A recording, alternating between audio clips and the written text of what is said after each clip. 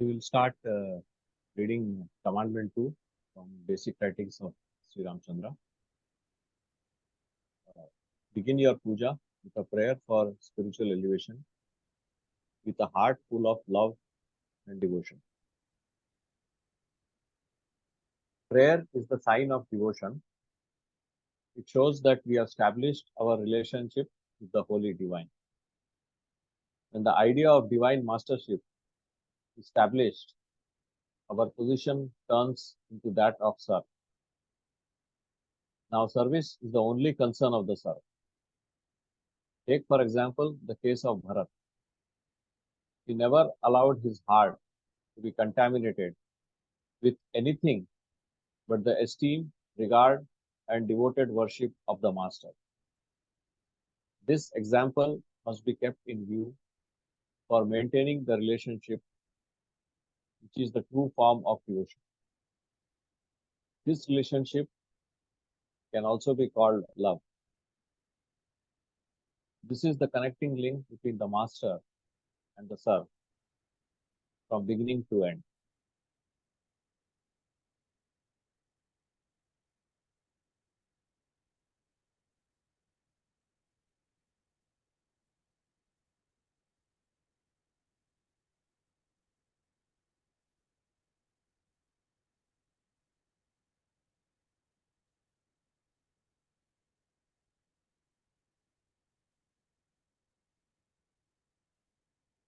Everyone is familiar with the principle of telegraphy. When one end is connected to electricity, the message is immediately carried over to the other end. Similar is the case with the devotee, who makes himself known to the Master by the current of his own power.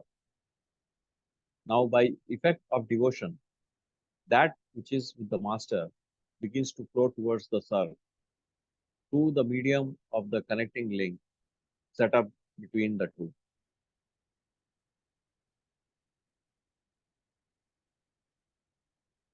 Gradually, everything of the Master begins to flow into the serf.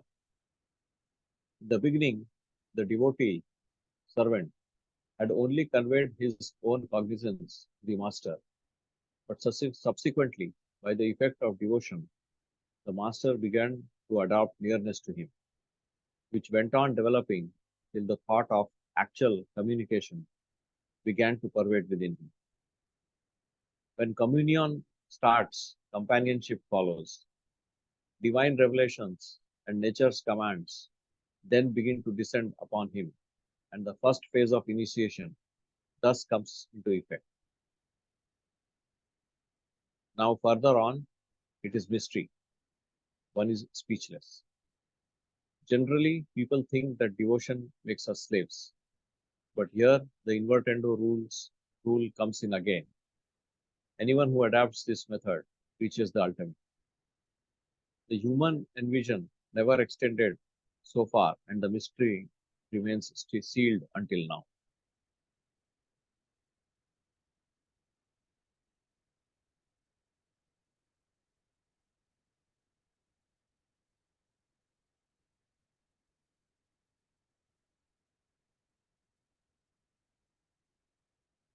The reason why prayer should be offered with a heart full of love and devotion is that one should create within himself a state of vacuity so that the flow of divine grace will be diverted towards him. In other words, we create a space within us which attracts the direct descent of the divine current. A poet has said, O thou thirsty for the divine intoxication, empty thy heart for the purpose, for the head of the bottle of wine bows down only over an empty cup. Constant practice brings a man to a state in which he begins to feel himself in prayer all through. This state is acquired when an abhyasi practices in the way directed above and the divine grace is set into motion. When the final stage is reached, he begins to dwell all through in a state of prayer, even while discharging his worldly duties. And the same state prevails during all his worldly engagements without the least disturbance or interruption. I do not ask you to detach yourself from the world, but only to attend to everything with a conscious idea of the divine, a poet's view. If a person develops that state of mind, he is constantly in a state of prayer, which implies he has realized his own self-down and the Lord's mastership and has established a permanent link of devotion. Everyone can attain this state, but only after sufficient practice. He who acquires it abides in the state of supplication permanently. He is at liberty to put up humbly before the Master anything he likes. Everyone has to assume that state at the time of prayer. Then alone is the prayer accepted. This is the relationship of love, which, having been established in the sphere of self, extends up to that of the Master. This is the link which, once established, is never severed. But still, the final destination is far off, though the power of thought, which is enormously great, makes it easily accessible. Remembrance brings a lover closer to the beloved. There is no limit to this closeness. The greater the love or affinity, the more does one advance towards him. This relationship comes to us by inheritance. Now it is our duty to develop it as far as to secure utmost nearness to.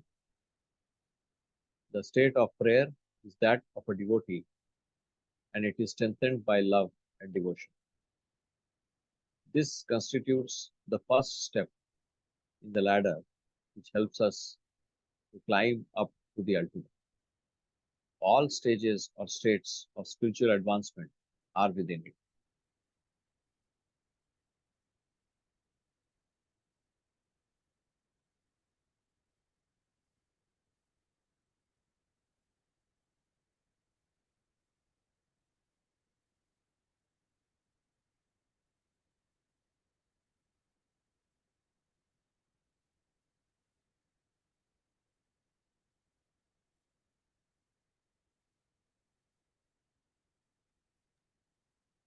Brother, one small clarification.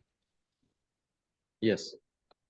So there is one sentence: the greater the love or affinity, the more does one advance towards him. This relationship comes to us by inheritance. So what exactly is meant by inheritance here?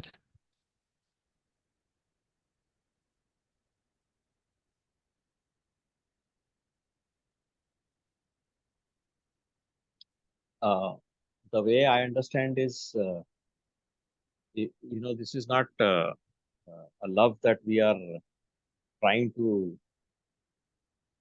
acquire.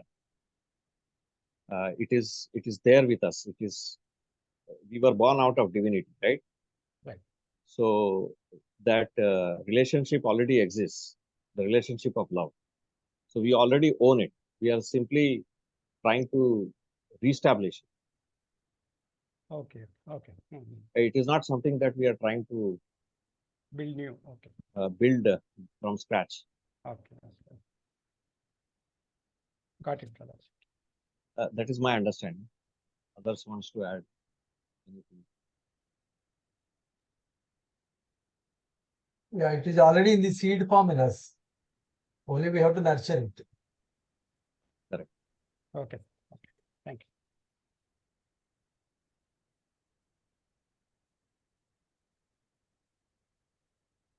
I'll read further. No particular time is fixed for the prayer. One can do it when he feels inclined to it, or else he should try to create a disposition for it when required. One should always pray to him alone, who is the master in the true sense, and one who is capable of being called one.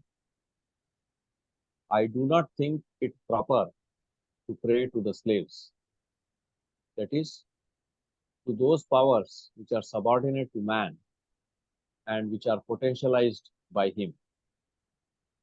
The ravages of time have now reduced them to a consumptive state.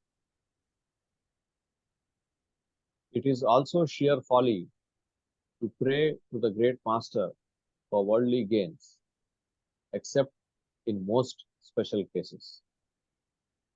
Of course, it is right to pray to the master for that which is ordained.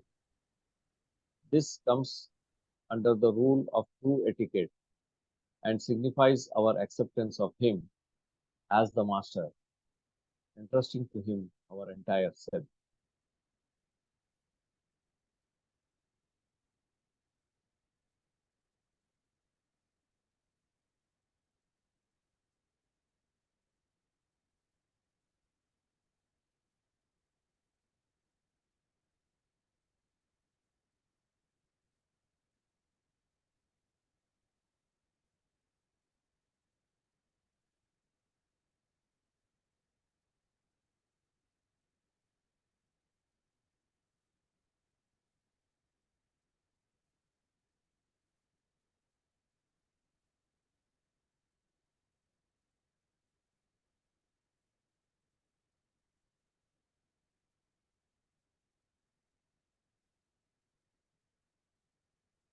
Now, for the form of prayer which may ensure the greatest good to everyone, I may say that one should be brought to the same state of mind which is usually developed at the time of prayer.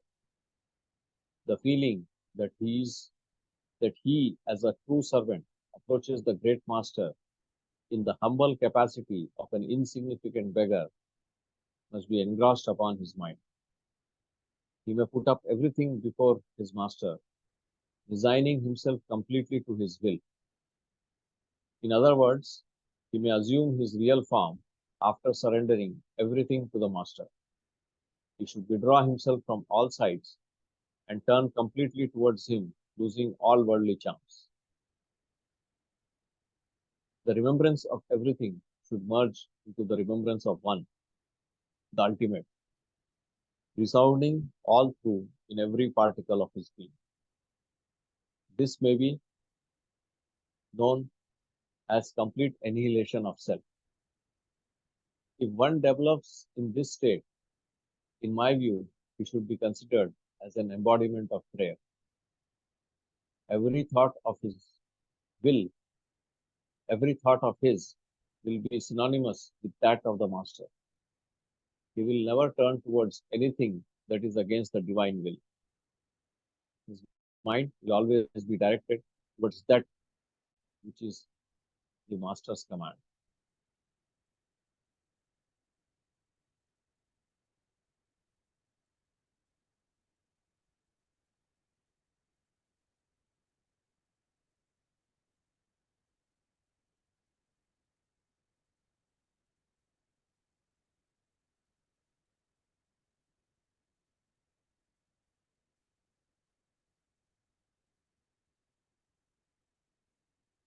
So I find two things important in this previous two paragraphs. One is this highlighted message. It is also sheer folly to pray to the great master for worldly gains, except in most special cases. And then the attitude of feeling ourselves low and withdrawing from all worldly charms. This is something that is a pre orientation we can do before we start our meditation.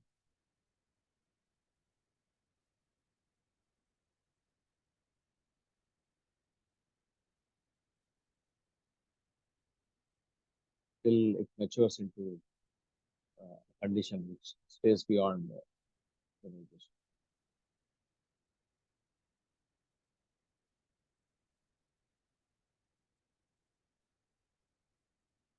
People should be exhorted to offer such a type of prayer. If one achieves and settles down in it, what else remains for him to do except remembrance and that too such a one as never comes in consciousness even. Even great saints remain thirsting for it without even getting up to its brink. They remain longing for it forever. It is not an ordinary thing. One will be struck with wonder if he grasps its real significance. There is extreme simplicity, and in spite of the vibrations in it, there is perfect calmness, which can hardly be termed as such, and to say nothing of emotional excitations. If we call it light, it may not be correct. Similarly, it can never be called darkness. It is a state which none may perhaps like to appreciate. It is, in fact, the end of everything. All stages finish at this point. It is the absolute reality, the source of everything, the ultimate mark which we have finally to arrive at. What beyond? May the Lord bestow upon you all an opportunity to be blessed with its realization. Amen. There is a footnote here.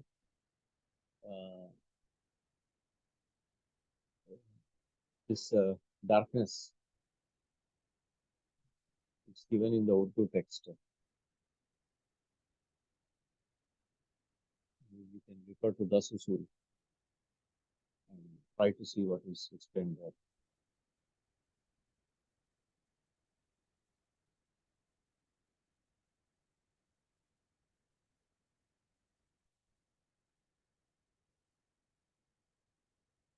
I will just open Dus Usool. Refer to that work.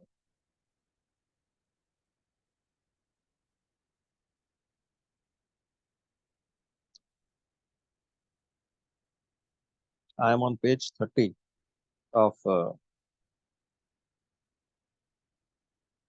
Dus Usool.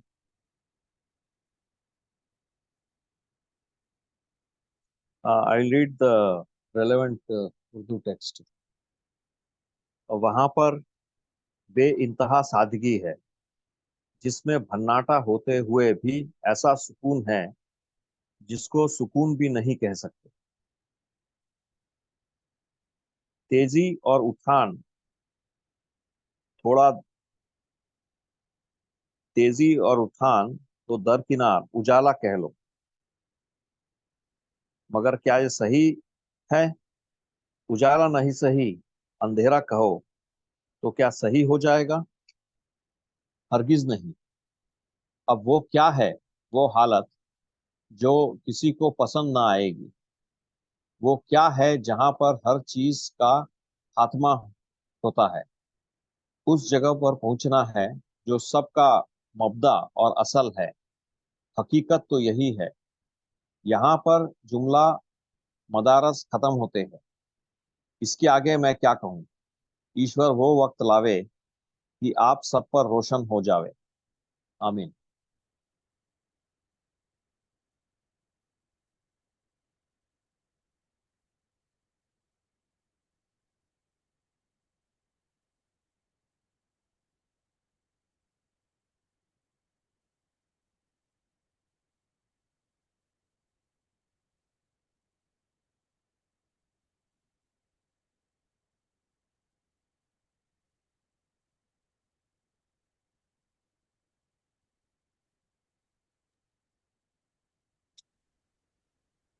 This is from the state before that show that has occurred.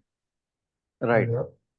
Traditionally, they say it is the Nirguna Brahma, the ultimate being. The Shobh is the state where they say Saguna Brahma, that is which did the creation. So we are beyond that creation, beyond the Shobh, where this condition has been described.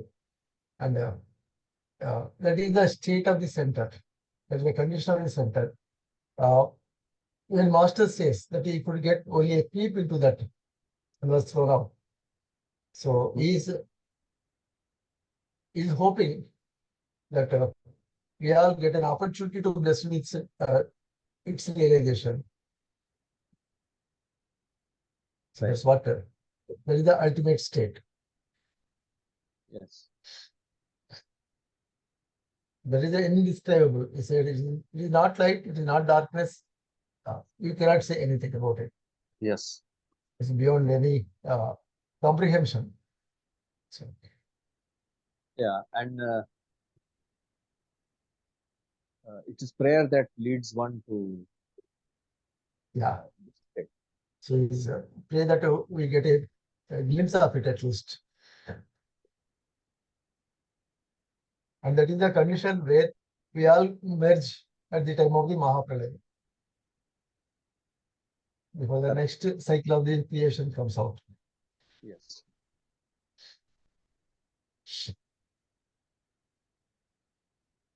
So this darkness is called as andhera. Like I thought there'll be a separate description, but he has referred to it as ujala and andhera. Right, right.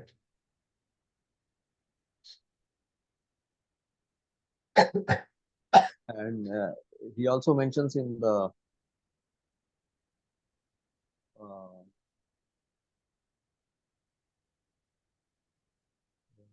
जिसमें भन्नाटा होते हुए भी ऐसा सुकून है जिसको सुकून भी नहीं कह सकते.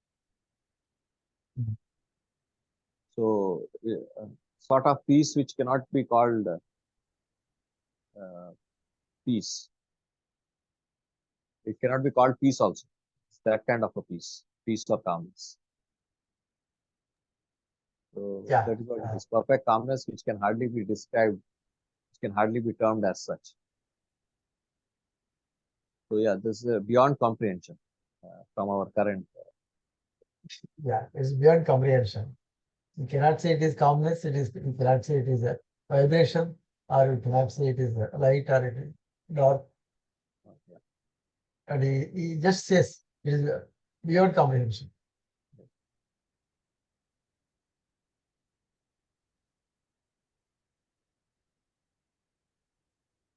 Brother, one clarification from the last paragraph, if you don't mind. Yes.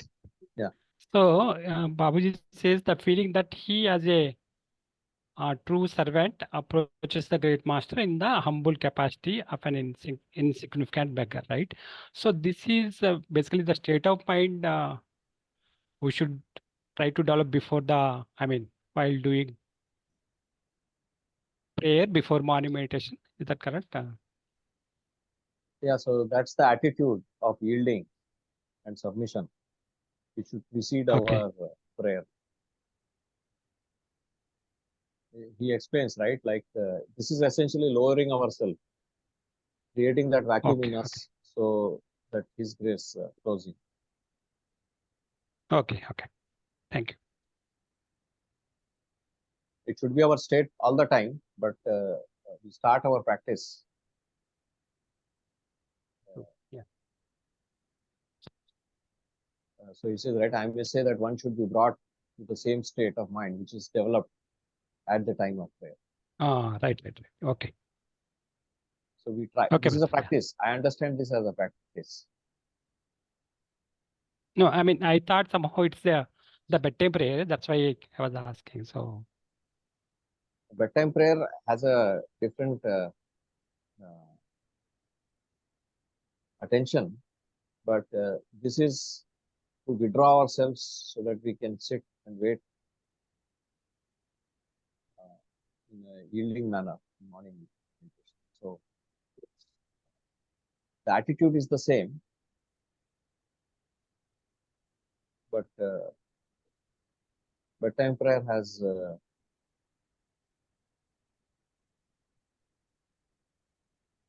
repentance and all that also we have to practice.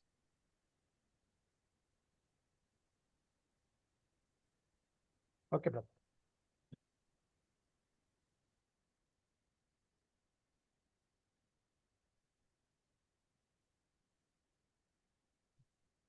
I will read ahead. Before creation, absolute silence prevailed all over. When it descended, it brought with it the real essence. The condition of both was nearly the same. Wheels after wheels began to set in, and we ourselves were the doers. The waves of the river raised a huge sea. Numerous drops joined together to form a river. The origin was the same drop, the essence, which came down with it. The basis of the river was nothing but a few drops of water, which trickled down from a mountain crevice and flowed in the form of a river. In other words, the unnecessary additional drops mingled with it, enclosing the real essence all over and giving it an assumed form which was thicker and grosser. Now, generally, the grosser form of a thing alone is open to view. By constant observation, its grosser form melts away, and after some time, and only an imaginary form remains in its place. This too, by constant endeavor, disappears from sight. Finally, all things which had swelled up to the original point will be lost sight of. This state can be achieved by continued practice of doing everything with our thought resting all the while on the real point, which forms the very basis of existence. This pointed attention upon the real may be taken as the essence of prayer.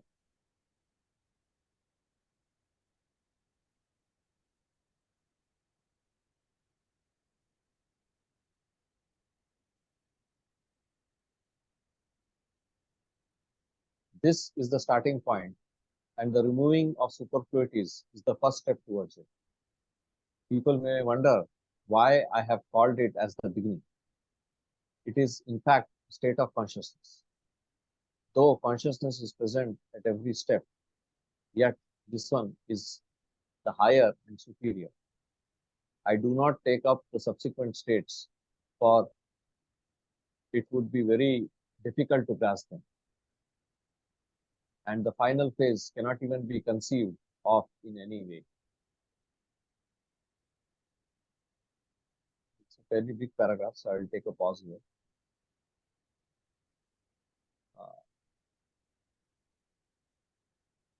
This one sentence, this pointed attention upon the real may be taken as the essence of prayer. This has always caught my attention. When we meditate on divine light after offering the prayer, we actually are as basically trying to establish ourselves in the state of prayer. And the purpose of meditation is pointed attention upon the real.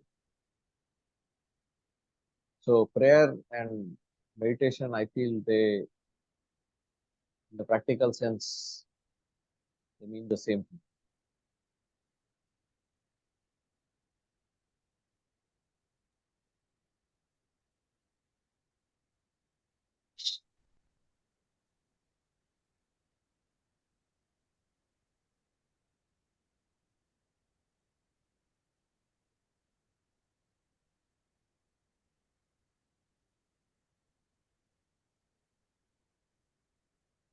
Oneness prevails there in full swing.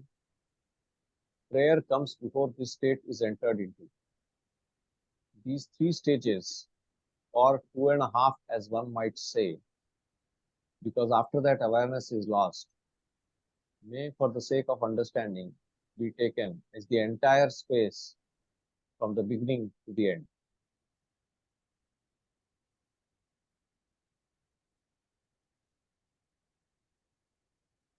The intermediate state is also implied in it. This, which I have termed as the beginning, is in fact the real abode. Perhaps there may be some difficulty in accepting it as the beginning or the first stage of prayer.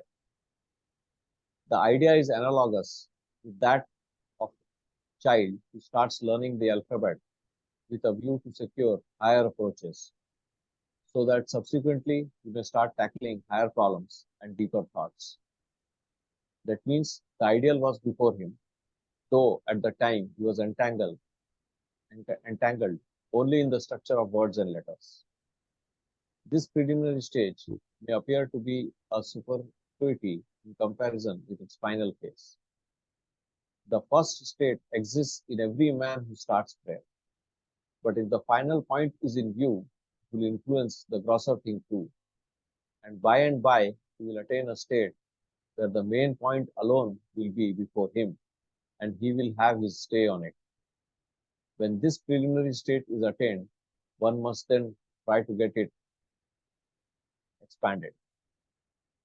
Expanding does not mean swelling it up like a balloon, but to develop it by introducing into it the real substance or power. When it develops to the extent that grossness begins to be converted into lightness, almost up to the point of extinction, then he must understand that he has entered the sphere where only the faint ghost of the idea of the subtle existence of something remains.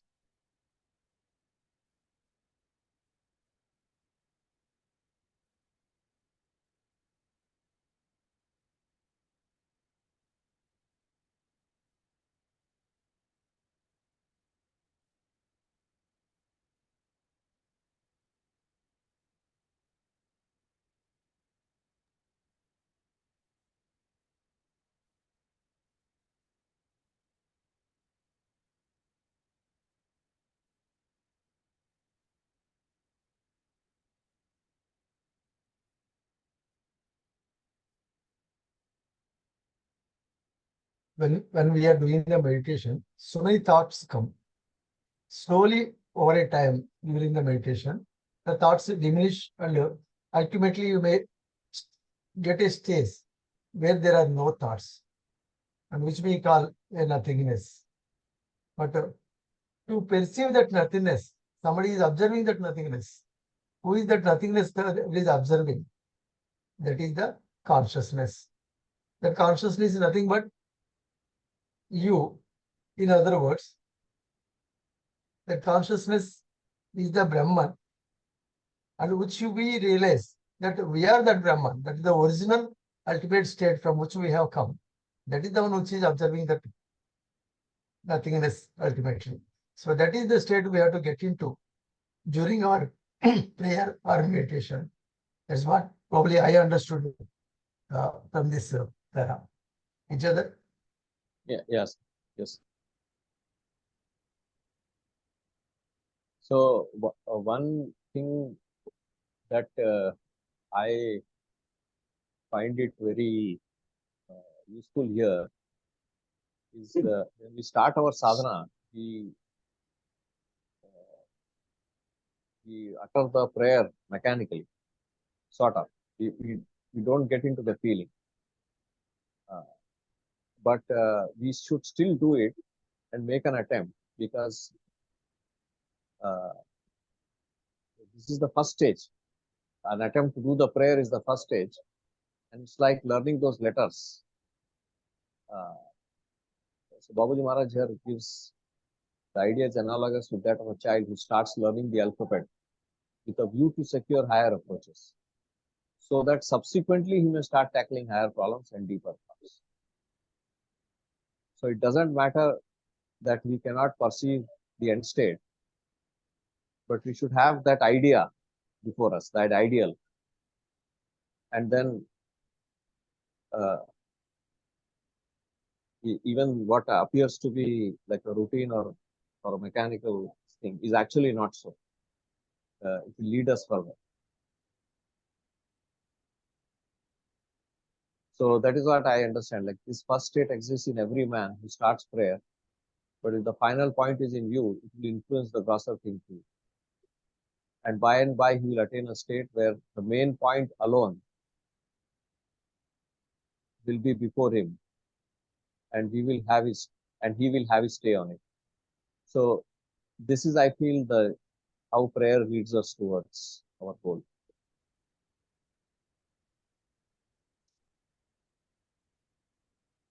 That is my understanding. That Well, here when Babuji says when the final point is in view, that means basically goal clarity. Is that correct?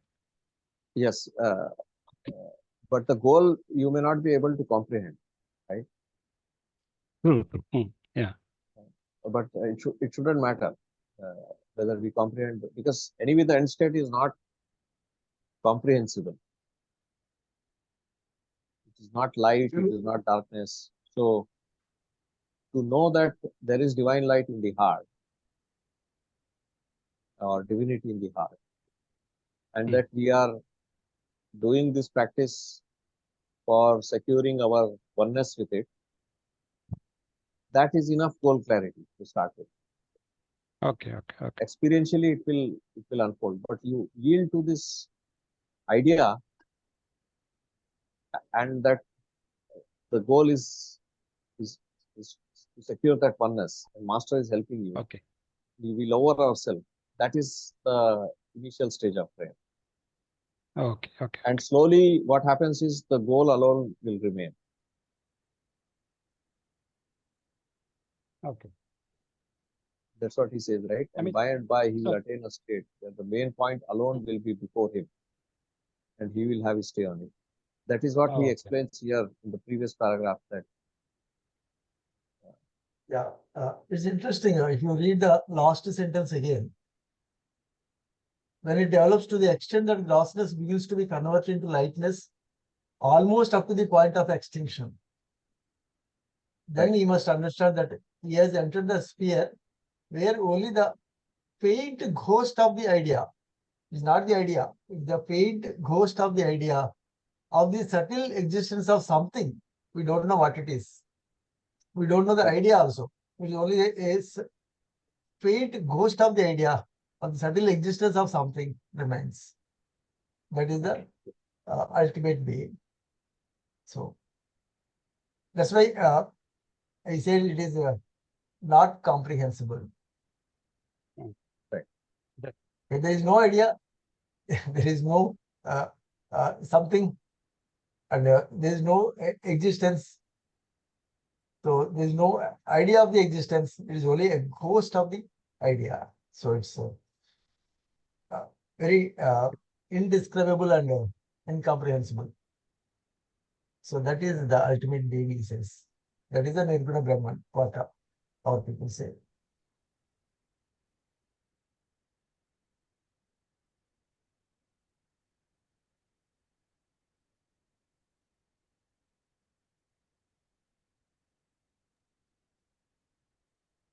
Anything, Ijadar, you want to say? No, this is a lot of practical. Yeah, very, very. Points. It comes only with meditation, sadhana only. We cannot say it in words. So when we meditate, at one place he stays that the pure power in us remains in force. The pure thought force, the pure thought remains in force when we give the suggestion of divine light. Right. I think this also gives like a lot of clarity that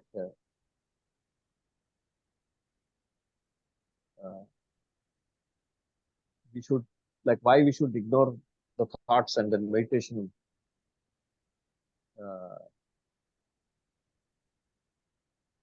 is happening as it is supposed to if we stay put on the thought of divine light. Right. So it's all your faculties are focused into that particular thought. That's what he says, summarization of everything. Yeah, so this pointed attention upon the real. And then that. Yeah, maybe taken as the essence of prayer. So we start with prayer, but I think the prayer remains in our subconscious. Right. For the whole duration of our meditation. Whether we'll stop here or continue? I think we can stop here. This is a fairly big commandment. 3 more pages, but we can complete it in the next session. Yeah. Let us contemplate on this last paragraph. Yes. Namaste.